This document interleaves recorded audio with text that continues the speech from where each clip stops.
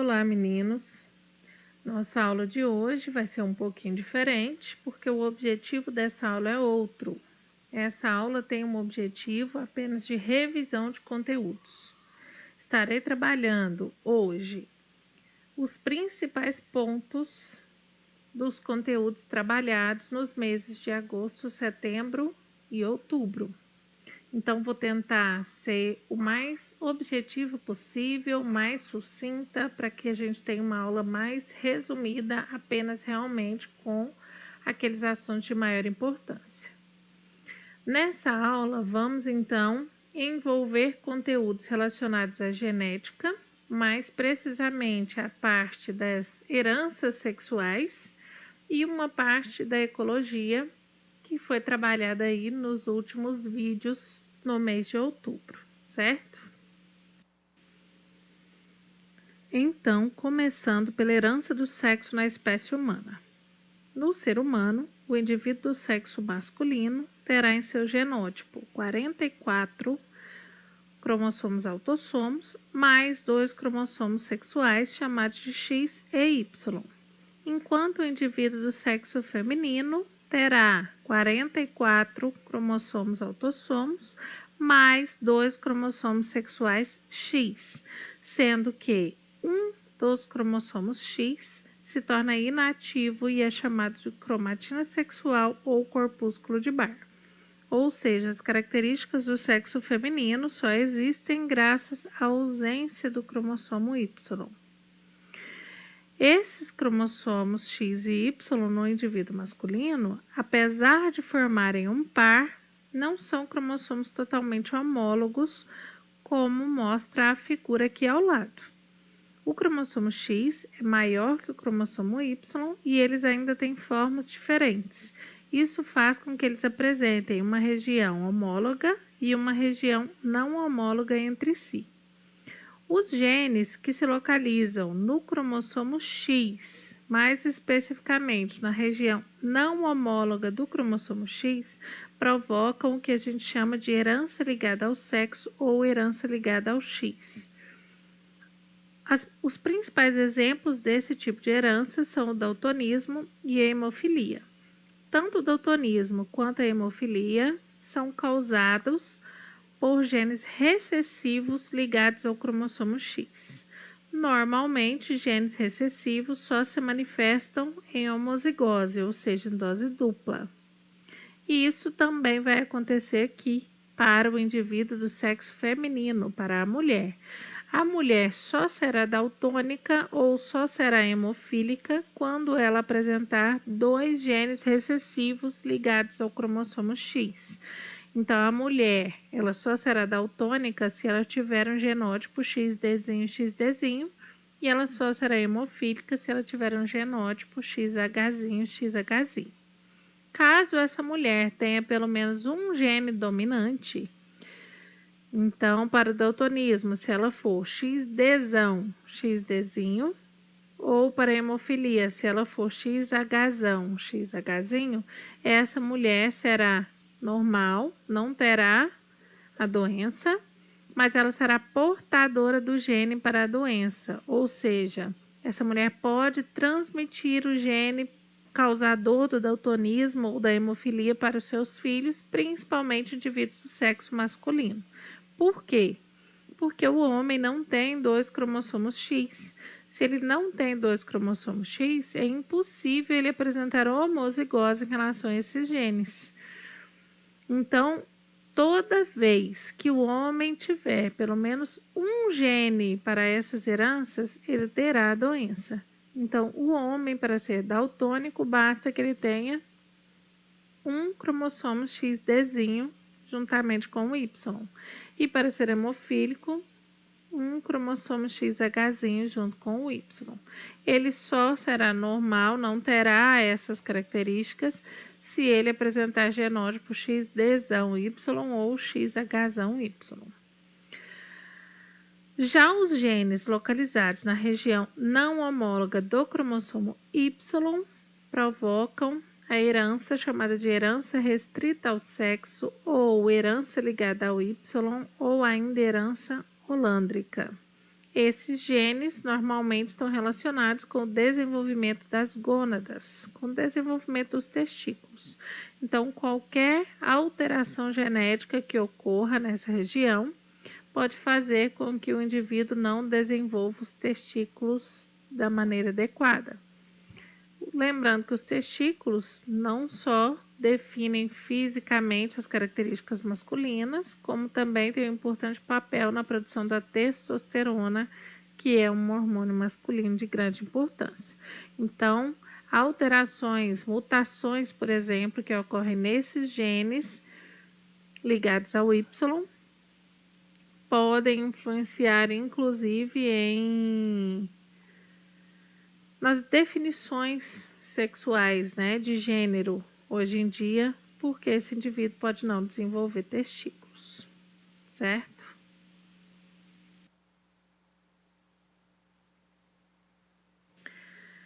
Além da herança ligada ao X e da herança ligada ao Y, eu tenho outros tipos de herança que são causadas por genes localizados em cromossomos autossomos, mas que recebem uma influência do sexo do indivíduo, como a herança limitada ao sexo e a herança influenciada pelo sexo. Qual a diferença entre as duas?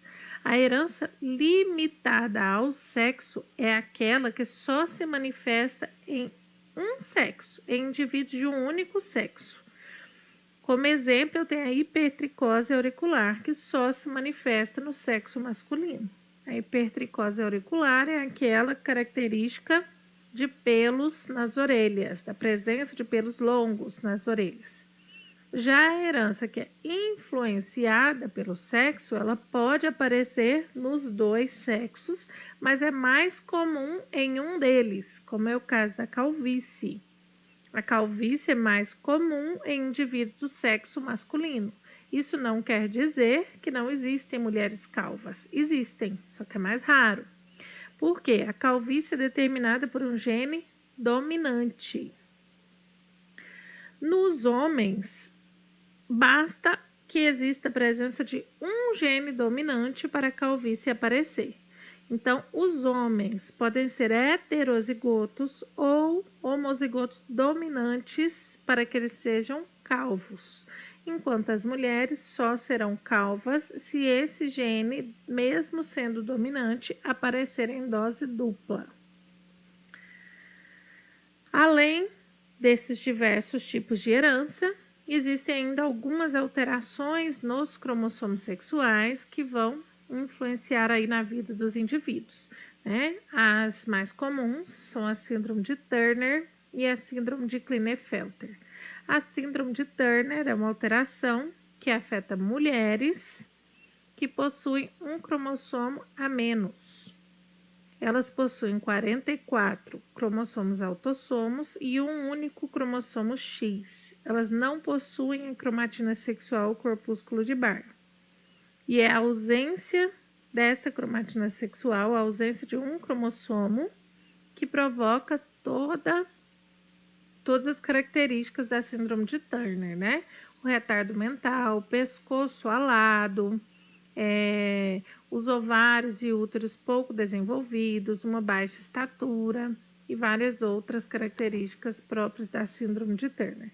Na síndrome de Klinefelter, eu terei indivíduos do sexo masculino que apresentam um cromossomo sexual a mais.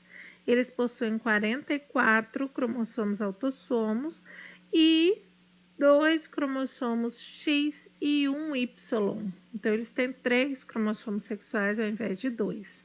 E é esse cromossomo X a mais, que é justamente a cromatina sexual, que provoca também uma série de características no indivíduo portador dessa síndrome, né? É um indivíduo do sexo masculino que não se desenvolve no sentido da puberdade, né? Ele não passa por todo o processo de puberdade, ele não desenvolve características de um homem adulto. É comum que eles tenham um crescimento das mamas e os órgãos sexuais atrofiados, além de um retardo mental e diversos outros problemas associados à síndrome de Klinefelter. Esses são os principais pontos que nós trabalhamos na parte de genética recentemente. Vamos agora então passar para a ecologia. Para começar, vamos falar aí dos níveis de organização dos seres vivos. Na natureza, não existe uma organização definida, mas para facilitar o estudo das populações, os cientistas organizam níveis hierárquicos dentro da ecologia, começando com um organismo. Um único indivíduo de qualquer espécie é um organismo formado por vários sistemas, por vários órgãos, por vários tecidos, por várias células e etc. Quando eu tenho vários organismos da mesma espécie vivendo em uma mesma região, no mesmo intervalo de tempo, no mesmo período, eu tenho uma população. Uma população é formada por indivíduos da mesma espécie, que vivem ao mesmo tempo num determinado lugar, certo? Quando eu tenho várias populações, ou seja, várias espécies interagindo entre si em um mesmo ambiente, ao mesmo tempo, eu tenho então uma comunidade. Isso inclui não só animais, como também plantas, bactérias e etc. Quando essa comunidade está em interação com os fatores abióticos, que são os fatores do meio ambiente, como água, luz, solo, e etc., eu tenho então um ecossistema. Um ecossistema ele é limitado também por características próprias da região, características da vegetação, clima e etc. Então, quando eu reúno vários ecossistemas, todos os ecossistemas que formam o planeta, eu tenho então o que a gente chama de biosfera. A ecologia trabalha principalmente em cima dos ecossistemas terrestres, que envolvem fatores bióticos, que são seres vivos, e fatores abióticos, que são seres não vivos.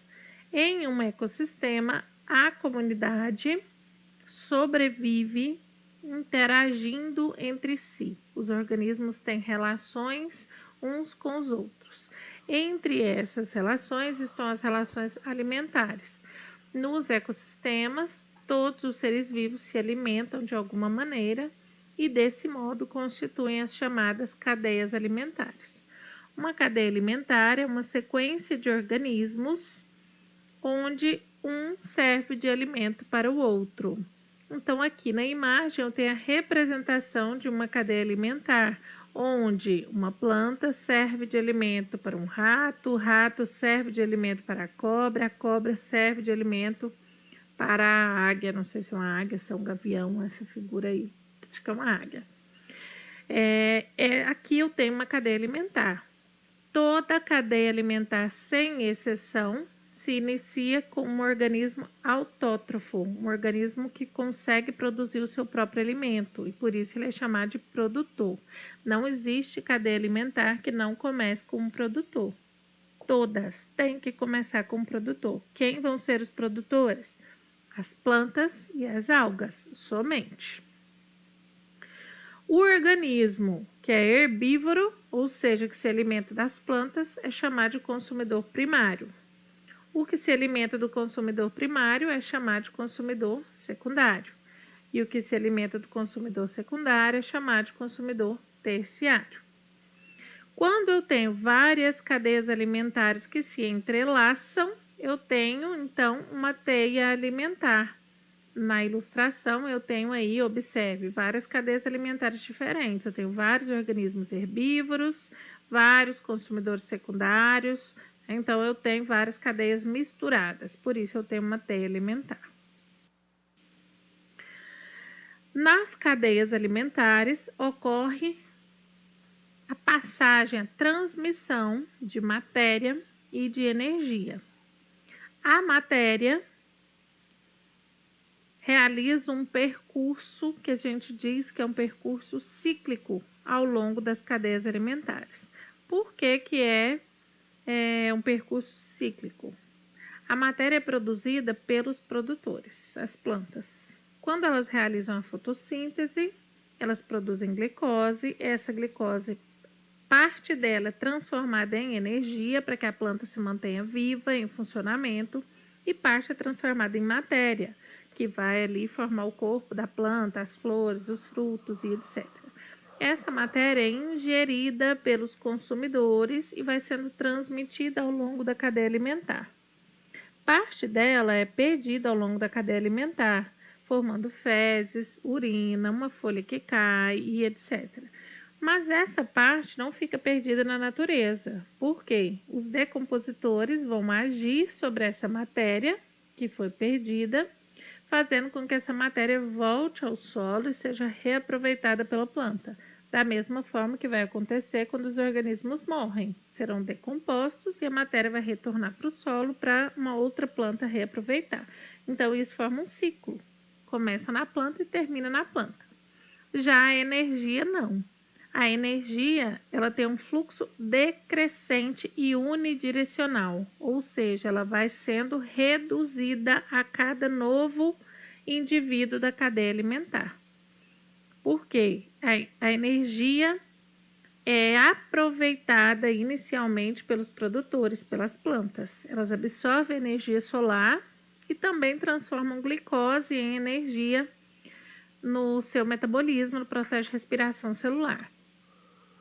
Então, a planta absorve e produz lá uma quantidade grande de energia. Só que a planta é o único ser vivo que consegue absorver essa energia solar. E parte da energia que ela produz, ela mesma perde, ela consome ou ela dissipa na forma de calor, por exemplo. Quando os consumidores vão se alimentando um do outro, essa energia vai cada vez sendo mais reduzida, porque grande parte dela vai sendo dissipada ao longo dos organismos, principalmente na forma de calor. Por isso, os indivíduos que estão lá no topo da cadeia alimentar, né, mais longe dos produtores, inclusive, costumam ingerir uma quantidade maior de alimento, porque a energia que sobra para ele é muito menor. Então, ele ingere mais alimento para conseguir acumular uma maior quantidade de energia. As cadeias alimentares podem ser representadas a partir de pirâmides ecológicas. Eu tenho 3 tipos de pirâmides: a pirâmide de energia, a pirâmide de número e a pirâmide de biomassa. A pirâmide de energia refere-se justamente à transmissão da energia de um organismo para outro na cadeia alimentar. Como eu acabei de dizer, a energia tem fluxo unidirecional e decrescente. Por isso, a pirâmide de energia nunca será invertida. Sempre a base da pirâmide será mais larga do que o topo. As pirâmides de número referem-se ao número de indivíduos mesmo envolvidos. Então, a pirâmide de número pode ser direta ou invertida. Eu tenho aí 2 exemplos. A pirâmide A é uma pirâmide direta, onde eu tenho um número maior de indivíduos na base e um número menor de indivíduos no topo. É só você olhar as espécies envolvidas que dá para ter uma noção. Uma onça se alimenta de alguns tamanduás. No entanto, esses alguns tamanduás se alimentam de milhares de formigas. E essas milhares de formigas ao longo da vida se alimentam de milhares ou talvez até milhões de gramíneas. Já no exemplo B, eu tenho uma pirâmide invertida, onde eu tenho milhares de protozoários que se alimentam de centenas de cupins. E essas centenas de cupins se alimentam de uma única árvore, porque a árvore é muito maior do que o cupim. Então, uma árvore consegue alimentar centenas de cupins. Embaixo eu tenho as pirâmides de biomassa, que também podem ser diretas ou invertidas. A pirâmide de biomassa mais comum é a pirâmide direta mesmo, onde eu tenho a base muito maior do que o topo. A pirâmide de biomassa refere-se à transferência de matéria. Como parte da matéria vai sendo perdida pelos organismos, eliminada, né, como fezes, como urina, etc., é comum que a base seja mais larga do que o topo. No entanto, aí à direita eu tenho um exemplo de uma pirâmide de biomassa invertida, que é uma exceção que ocorre nos mares, né? Onde o zooplâncton, que são micro-organismos aquáticos, se alimentam do fitoplâncton, que são algas microscópicas principalmente. Por que essa pirâmide de biomassa é invertida? O zooplâncton se reproduz de forma muito acelerada, muito rápido. Eu tenho um número de micro-organismos muito grande rapidamente. No entanto, esses organismos também morrem muito. Como eles morrem muito, a ingestão de alimento acaba sendo menor em relação ao número deles, certo? E aqui eu tenho um resumão das relações ecológicas. Eu não vou entrar em detalhes sobre isso.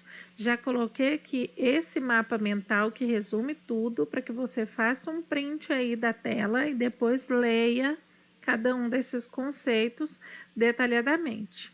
À direita, eu tenho as relações intraespecíficas, que são aquelas relações que ocorrem entre indivíduos da mesma espécie, e à esquerda eu tenho as relações interespecíficas, que ocorrem entre espécies diferentes. Essas relações podem ser harmônicas ou desarmônicas. Elas são harmônicas quando não trazem prejuízo a nenhum dos indivíduos envolvidos e desarmônicas quando trazem prejuízo aos indivíduos envolvidos. As relações interespecíficas entre espécies diferentes, harmônicas, são principalmente a protocooperação, o mutualismo e o comensalismo. Já as relações interespecíficas desarmônicas são o parasitismo, o predatismo e o amensalismo. As relações harmônicas intraespecíficas entre indivíduos da mesma espécie são principalmente as colônias e as sociedades. E as relações desarmônicas incluem principalmente o canibalismo. A competição está aí no meio porque a competição é uma relação desarmônica que pode ocorrer entre indivíduos da mesma espécie e entre indivíduos de espécies diferentes. Ok? Vamos então aos ciclos biogeoquímicos, começando pelo ciclo da água. O ciclo da água refere-se ao movimento da água no planeta, que é cíclico. Esse ciclo começa com a energia solar, né, que produz calor e faz com que a água presente na superfície terrestre sofra evaporação, evapore. Quando essa água evapora, que alcança grandes altitudes, onde a temperatura é mais baixa, essa água se condensa e forma nuvens. Após formar as nuvens, essa água se precipita na forma de chuva, retornando à superfície terrestre. Além da evaporação dos mares, rios e lagos, a água presente nos seres vivos também passa por esse processo de evaporação e também entra no ciclo. De onde sai a água nos seres vivos? Da respiração, nós eliminamos água na forma de vapor na respiração, e da transpiração. A eliminação do suor, que é a transpiração, também contribui para esse processo de evaporação da água. Nesse caso, esse processo é chamado de evapotranspiração. Depois, a gente tem o ciclo do carbono. O ciclo do carbono também é muito simples, ele refere-se à circulação do dióxido de carbono ou gás carbônico no ambiente, né, na natureza. Como ocorre esse ciclo?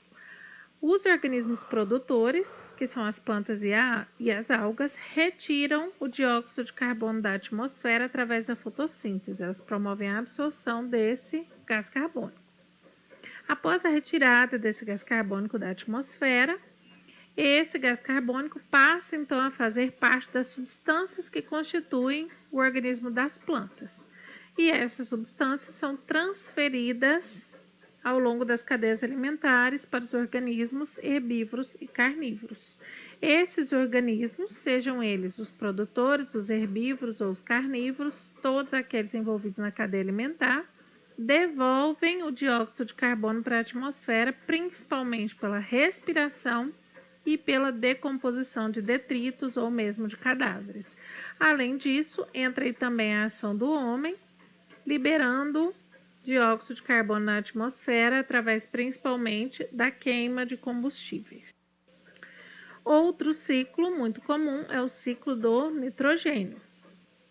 No ciclo do nitrogênio, o nitrogênio presente no ar, presente na atmosfera, que é uma grande porcentagem, é absorvido por bactérias chamadas bactérias fixadoras do nitrogênio, que transformam esse nitrogênio em amônia.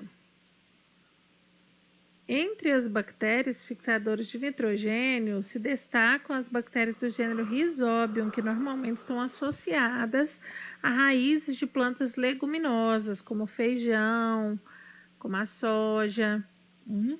Além das bactérias fixadoras de nitrogênio, a gente pode também encontrar no solo as bactérias nitrificantes. As bactérias nitrificantes promovem o processo de nitrificação dessa amônia. E essa amônia é então convertida em nitritos ou nitratos. Esses nitritos e nitratos podem ser absorvidos então pela grande maioria dos vegetais como sais minerais. A partir do momento que os produtores absorvem esse nitrogênio na forma de nitritos e nitratos, esse nitrogênio é transferido nas cadeias alimentares. Ao longo das cadeias alimentares, os organismos eliminam excretas. Esses excretas, quando têm contato com o solo, vão passar então por um processo de desnitrificação. No próprio processo de decomposição, desses excretas, ocorre a chamada desnitrificação, também realizada por bactérias, que vão fazer o quê? Pegar esses nitritos e nitratos e transformar novamente em nitrogênio, devolvendo então esse nitrogênio para a atmosfera. E por fim, eu tenho aí o ciclo do oxigênio. O oxigênio também é um gás que está presente na atmosfera e que é absorvido pela grande maioria dos seres vivos no processo de respiração. O processo de respiração consome esse oxigênio atmosférico e esse oxigênio volta para a atmosfera principalmente por meio da fotossíntese. Os vegetais consomem oxigênio na respiração, no entanto, liberam oxigênio no processo de fotossíntese. E também através da fotossíntese das algas, na água. Na verdade, o oxigênio só volta para a atmosfera através da fotossíntese, seja a fotossíntese realizada por plantas ou por algas. E ele é consumido tanto na respiração dos seres vivos, como no processo de decomposição e na queima de combustíveis. Além disso, grande parte do oxigênio é constantemente transformada em ozônio, enquanto a molécula de gás oxigênio é formada por 2 átomos de oxigênio, a molécula do gás ozônio é formada por 3 átomos de ozônio. Por 3 átomos de oxigênio, desculpa. Essas moléculas, elas podem se transformar em ozônio, em outro momento voltar a se transformar em moléculas de oxigênio. As moléculas de ozônio podem se quebrar e vir a formar oxigênio novamente. Então, existe um vai e vem aí entre o oxigênio atmosférico e as moléculas de ozônio. Ok? E para encerrar, vamos falar aí um pouquinho de algumas alterações ambientais relacionadas a esses ciclos biogeoquímicos. A primeira e talvez a principal alteração ambiental que vem preocupando aí os cientistas de todo mundo é o aquecimento global. O aquecimento global nada mais é que uma intensificação do efeito estufa. O efeito estufa é um processo, é um fenômeno natural que inclusive possibilita a vida no planeta. O efeito estufa funciona como uma estufa de vidro para as plantas. Só que, na verdade, esse efeito estufa refere-se a uma camada de gases que a gente tem na atmosfera, incluindo o gás carbônico. Entre esses gases são os chamados gases de efeito estufa. Esses gases é que funcionam como um vidro. Como assim?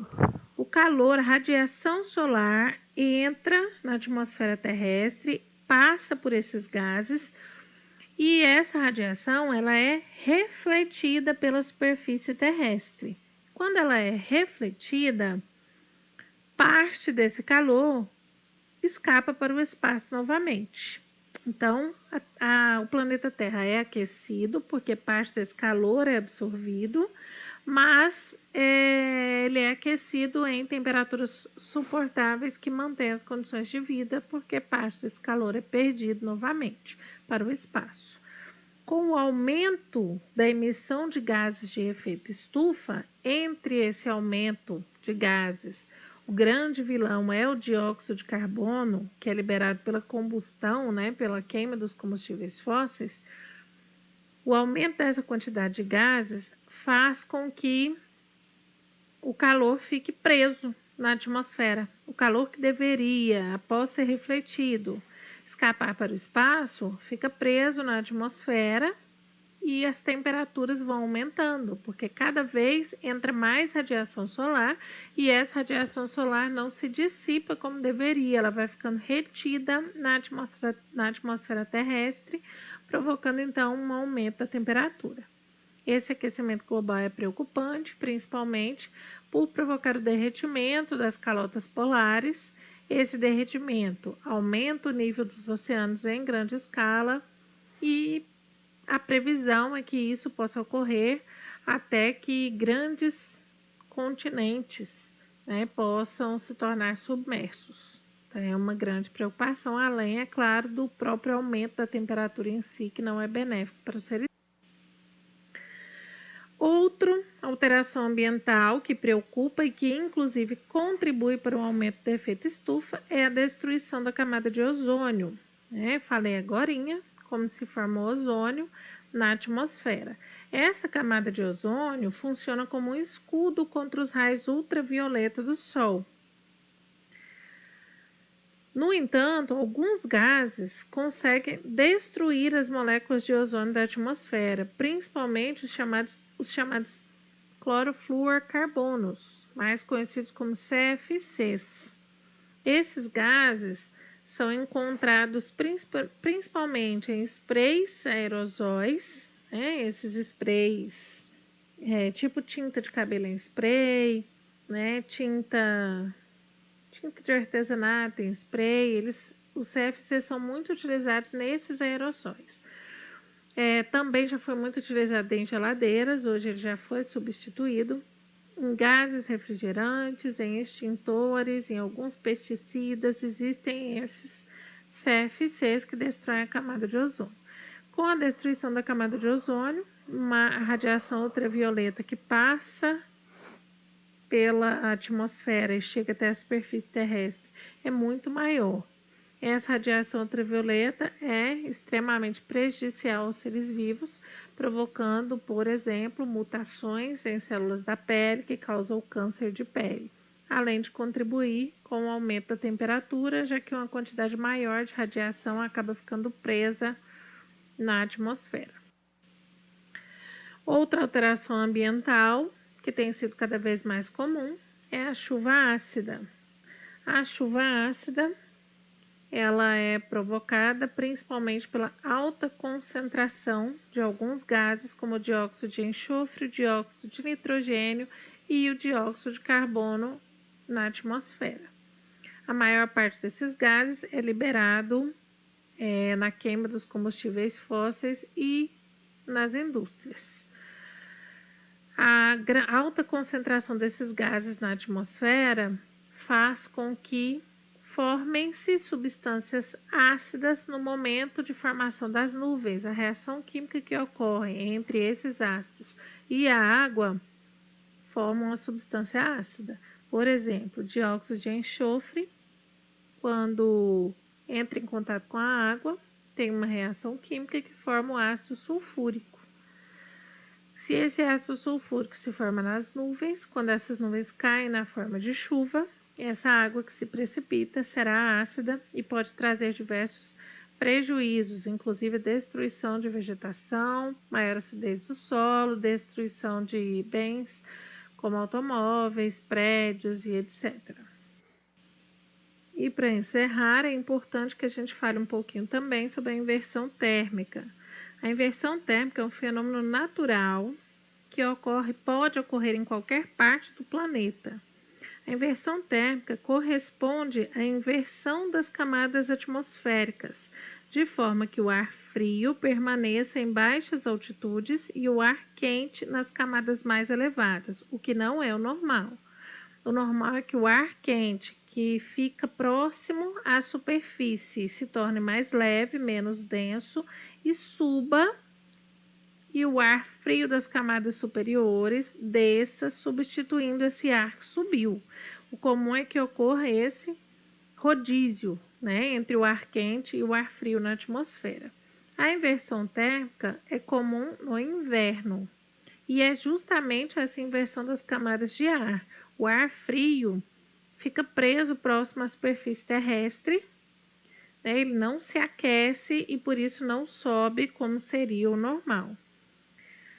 Normalmente, a inversão térmica acontece no final da madrugada ou no início da manhã, principalmente no inverno, visto que nessa época, tanto o solo quanto o ar registram temperaturas mais baixas.